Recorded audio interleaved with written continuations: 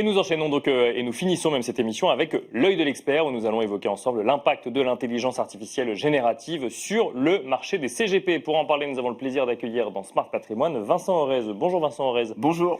Vous êtes cofondateur de Figen AI et la première question qu'on peut se poser, tout simplement, c'est quel est l'impact de l'IA générative, celle avec laquelle on peut discuter depuis 2 à 3 ans maintenant, sur le métier des conseillers financiers?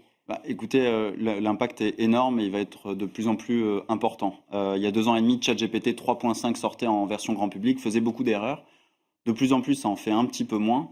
Mais on voit aussi que l'IA ne fera pas certaines choses, notamment l'écoute client, l'empathie. Et donc premier impact, c'est que ça redéfinit peut-être le rôle du conseiller patrimonial, D'accord. qui va se recentrer sur l'écoute, sur l'accompagnement du client, sur le coaching du client, là où son expertise sera essentielle pour filtrer le bon du mauvais, mais en même temps, l'écoute va devenir encore plus importante. Parce que ça veut dire, si le conseiller en gestion de patrimoine doit recentrer son métier, ça veut dire qu'il faut prendre en compte un impact de cette technologie, même pour un professionnel qui décrypte et conseille des placements toute la journée? Alors la phrase va être dure, mais on est convaincu chez Figen AI et chez les plus de 600 clients qui nous font confiance désormais, que Et en B2B, hein. clients B2B, Oui. des conseillers patrimoniaux qui nous ont rejoints en 6 mois, notre conviction, c'est que soit on s'adapte à l'IA, à l'ère de l'IA générative, soit on se prépare juste à disparaître. D'accord. Parce que demain, dans quelques années, peut-être déjà là, c'est le retour de certains de nos clients, vous avez des particuliers qui utilisent ChatGPT ou Mistral ou d'autres pour se conseiller financièrement. D'accord. Et C'est un réflexe chez certains investisseurs particuliers aujourd'hui, après à voir comment ils l'utilisent, mais en tout cas, ils essayent. sondage IFOP du mois dernier, 83% des 18-25 ans, alors c'est une tranche d'âge Oui. qui demain sera les épargnants de demain, Bien sûr. 80% utilisent l'IA au quotidien, en majorité pour faire du conseil, pour D'accord. s'auto-conseiller, Oui, bien sûr. pour aller à son entretien d'embauche ou alors peut-être pour savoir son premier placement.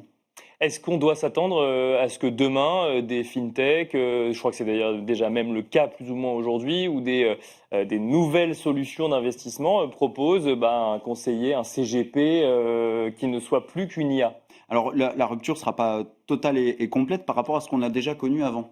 Il y a déjà les robots advisors qu'on a connus depuis quelques années qui commençaient déjà à essayer de désintermédier.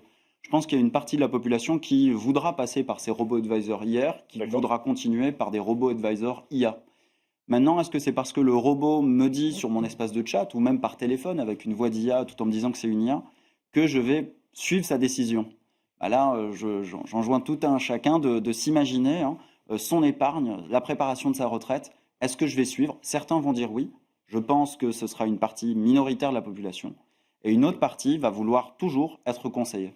Quand on sait que l'intelligence artificielle générative est capable de traiter un nombre hallucinant de données en un temps record, comment trouver sa place quand on est conseiller en gestion de patrimoine et que du coup on doit effectivement être expert sur tous les placements et qu'il est difficile d'être expert sur tous les sujets placements, là où l'IA potentiellement peut avoir un avis sur chacun d'entre eux? Justement, ça redéfinit aussi peut-être le rôle de la formation dans le conseiller patrimonial. Bah, Comprendre ce qu'est un pacte du trail, un PER, une assurance vie, c'est extrêmement important, avec ou sans IA. Maintenant, ce qui va être encore plus important, c'est peut-être d'avoir les réflexes de suivre la bonne communication financière, bien présenter les risques à son client par exemple, Bien sûr. mais aussi l'écoute client, on y revient. Je vous donne un exemple très concret. Tout récemment, un de nos clients, un conseiller patrimonial, utilise Figen AI et le Figen AI donc, lui propose pour son client le rationnel de l'investissement immobilier. D'accord. Donc il lui dit, voilà, pour ce client-là, voilà ce qu'il faudrait faire en termes de calcul économique, de bilan patrimonial.